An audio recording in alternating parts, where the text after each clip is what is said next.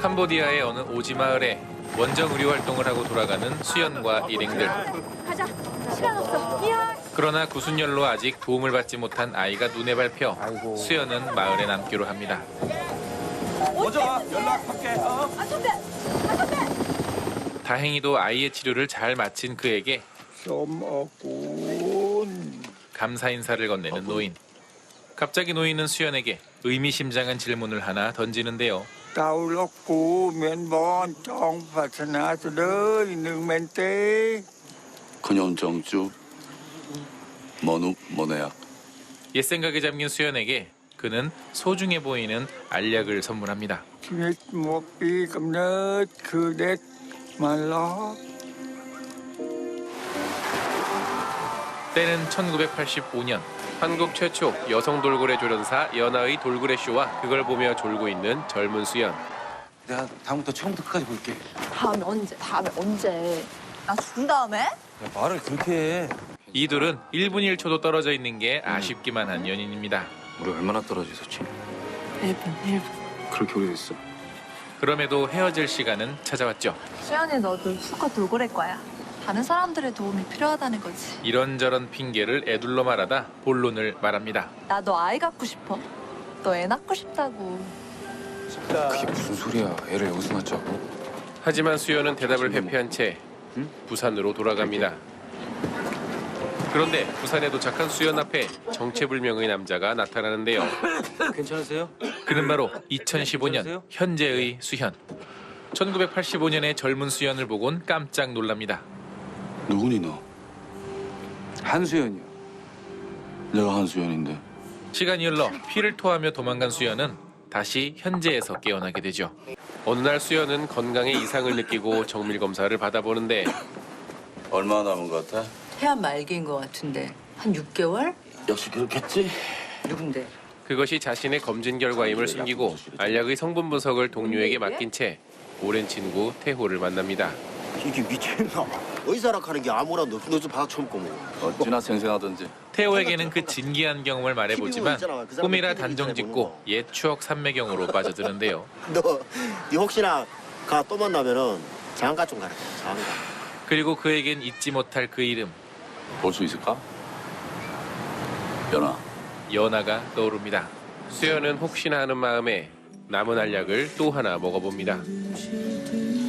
이게 뭐예요? 애들이 두고 갔어. 내 친구들하고 잘 키워달라고. 연하는 강아지를 곧장 수연에게 데리고 갑니다. 깜짝이야.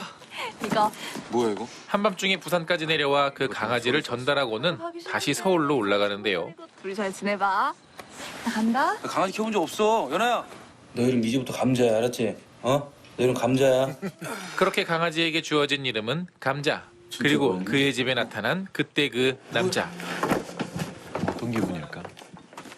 꿈이 아니라 생시임을 확인하는 2015년의 수현. 하루는 5월 30일. 딱 30년이네. 부산신요. 넌 30년 전에 나고 난 30년 후에 너야. 여전히 그의 말을 믿기 어려운 85년의 수현인데요. 선생님 감자? 감자 맞지? 감자야. 아이고 오랜만이다. 감자의 이름을 알고 있는 건 물론이고 둘만 아는 비밀까지도 알려주고 우리 아버지한테 많이 맞고 자랐잖아. 술만 취하면. 나한테 와서 이러는 이유가 뭐냐고. 원하는 거 없다. 딱 한 번만 보면 된다. 연아. 그가 과거에 온 목적까지도 말해보지만 그는 금세 다시 미래로 돌아가고 말죠. 두 번째 시간 여행을 통해 약의 사용법을 정확히 알게 된 수현. 약의 성분 역시 그다지 특별하지 않음을 알게 되었습니다. 식물 혼합물이던데 뭐. 동남아산 뽕잎하고 모가잎이 주성분이고. 뭐야 이게 말이 그리고 되냐? 과거의 수현 역시 너무 이상하다. 경찰 태호를 통해 그가 자기 자신이라는 증거만 받아들이게 되는데요. 이 라이터에는 네 지문밖에 없더라. 진짜? 그렇게 해서 그가 선택한 연락수단은 문신. 이거 재밌었어요. 네, 정말 머리 썼죠? 미래의 수현도 그 초대장을 받습니다. 돌고래 쇼장에 나타난 미래의 수현. 과거의 수현 역시 이젠 현실을 받아들이게 된 것 같죠. 애는 있어요? 딸 하나 있지. 그럼 뭐 연한 아줌마 다 됐겠네요. 살다 보면 다 알게 됩니다. 연하가 등장하자 더 가까이 그녀를 보러 간 미래의 수현. 한눈 가득 그녀를 담고 나서야 떠날 시간임을 알고 자리를 뜨는데요. 궁금한 걸 못 참는 수현이 그를 붙잡습니다. 아니 왜 온 거예요? 미래에서 과거까지 온 진짜 이유가 뭐냐고요? 이유 같은 거 없어. 그냥 연하 한번 보러 왔을 뿐. 거기에도 연하 있을... 그리곤 곧바로 그가 온 목적을 알아채죠. 거기 연하 없어요?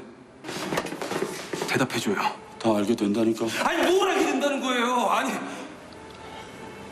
연하 곧 죽는다. 연하 죽는다는 말 거짓말이죠.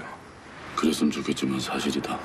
연하가 왜 죽어요? 하지만 연하가 정확히 언제 어떻게 죽는지를 말하지는 못하는데요. 그래서 사고가 있어. 연하를 살릴 경우 자신의 딸 수아가 태어나지 못하기 때문이죠. 내 딸이야. 연하 죽고 10년 후에 태어났어. 20살이지. 수환 그때 정말 뜻밖의 선물이었다. 제가 수 안 나오면요? 모든 것을 포기한다는 수현에게 수현은 최후의 방법을 가르쳐줍니다. 다 포기할 수 있겠어? 그게 연하라도? 그렇게 연하가 죽는 날 찾아온 수현. 오늘이다. 연하 죽는 날. 30년 전 내가 그랬지. 병세가 깊어진 아버지의 곁을 지키기 위해 연하와의 휴가를 포기했던 수현. 우리 못 본 지 2살도 넘었잖아. 꼭 같이 있어줘야 되는 환자라서. 그런데 그 후 돌고래의 행동 이상으로 그걸 말리려던 연하가 사망했던 것. 시간이 없어. 자, 이제 네가 나설 차례야. 과거의 수현 아무래도 역시 오늘 취소해야 될것 똑같은 같아. 행동을 하긴 하지만 병원에 급한 환자가 방법은 생겨서. 조금 다릅니다. 우리 못 본 지 2살도 넘었잖아. 그럼 네가 일로 와줘.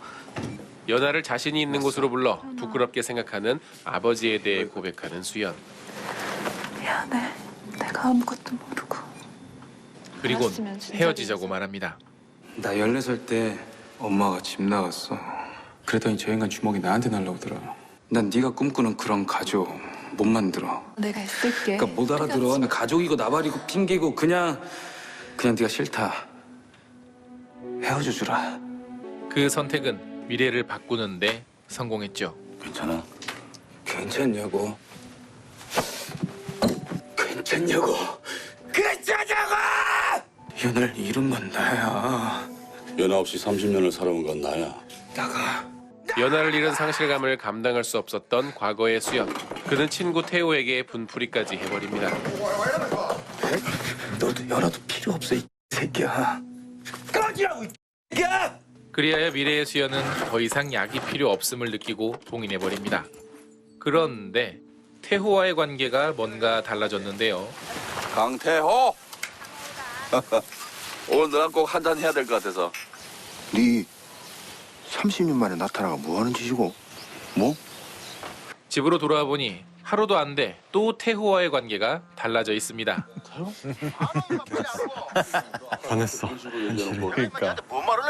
미친다. 그것도 모자라 수아의 존재마저 희미해지기 시작하는데요.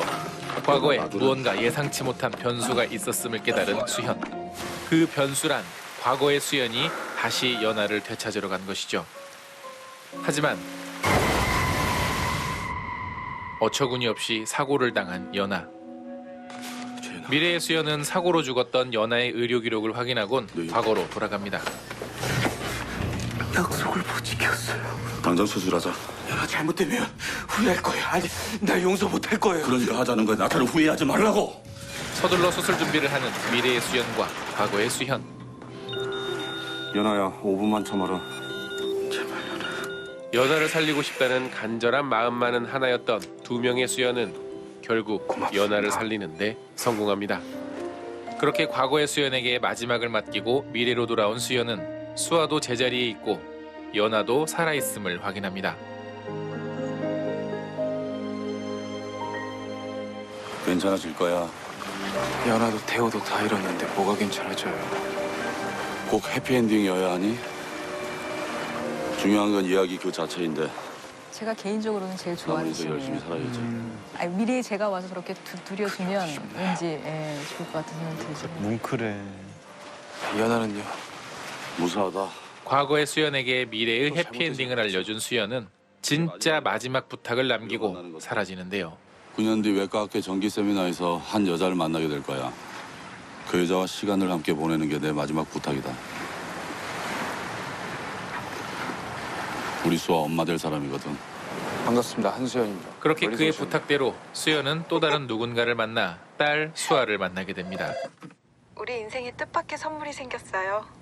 딸이에요. 그리곤 평범하고 행복한 인생을 지내옵니다.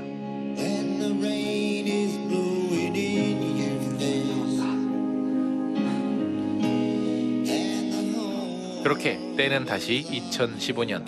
그가 가진 폐암도 그대로였죠. 잘도 숨겼네. 빌어먹으려는 염통이.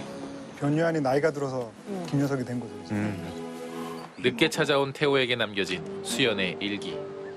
그 안엔 수연이 과거에 저질렀던 이상한 행동들과 그에 대한 비밀이 다 적혀 있었습니다. 태호는 마지막 남은 약 하나를 먹고 과거로 가는데 성공합니다. 안돼 이거 좀 끝내라 이거 좀.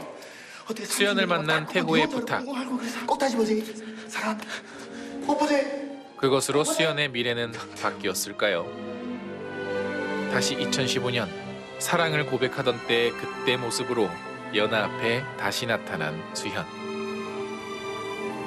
이 영화는 해피엔딩으로 끝났지만 그들의 이야기는 지금부터 시작이겠지요. 우리 얼마나 떨어져 있었지? 30년간 간직했던 그 간절한 마음. 당신 거기 있어줄래요? 였습니다.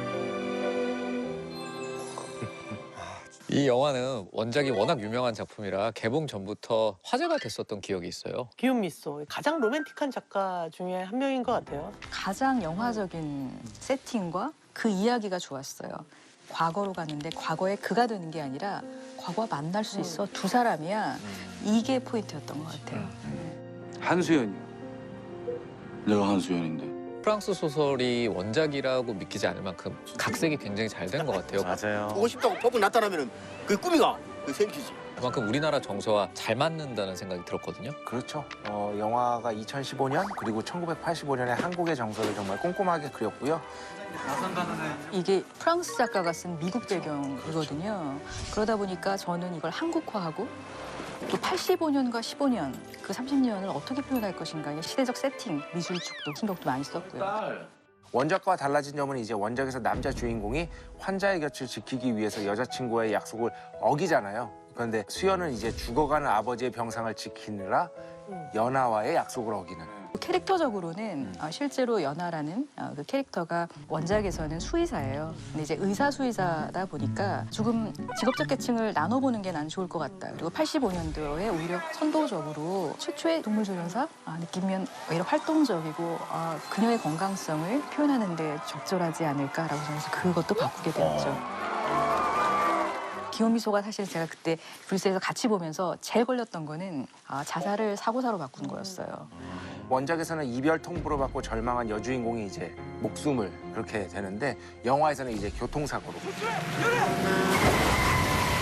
제가 생각하기에 제가 새로 설정한 여자 캐릭터에서 자살의 선택이 맞지 않는다고 생각이 들어요. 남자 때문에 죽을 리는 없다. 네네. 그녀가 세상이 무너졌어도 그럴 수는 없다라고 생각이 들었고 그렇게 바꾸게 됐죠. 그 초반부에 프란 레보비츠라고 하는 그 사회학자이자 소설가의 말을 인용하는 부분이 이제 캄보디아 할아버지의 그 말로 나오거든요.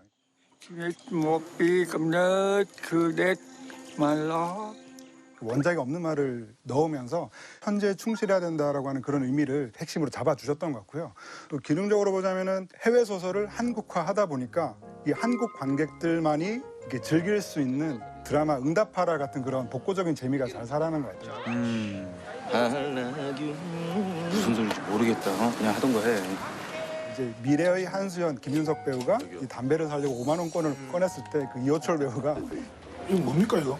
아저씨. 죄송합니다. 장난감 집회를 본 것처럼 반응할 때 굉장히 웃겼죠.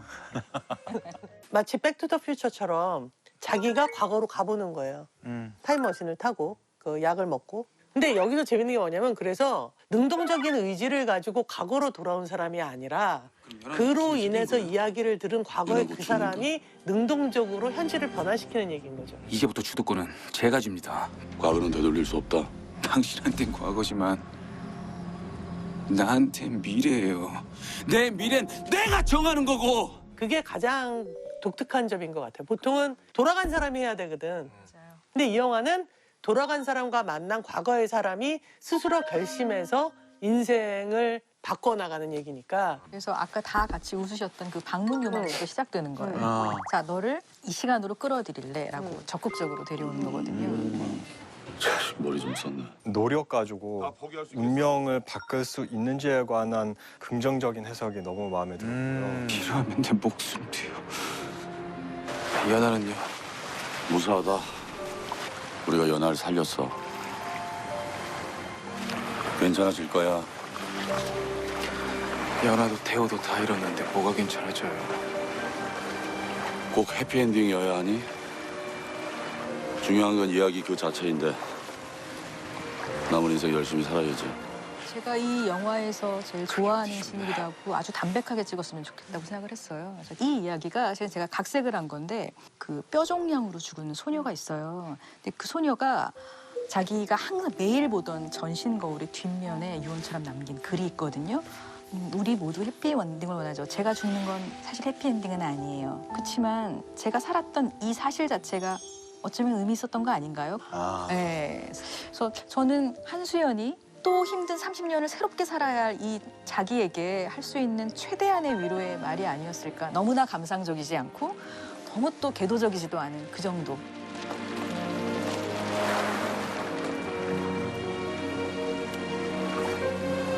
보고 싶을 거예요, 한수연. 젊은이, 이제 네가 나설 차례야.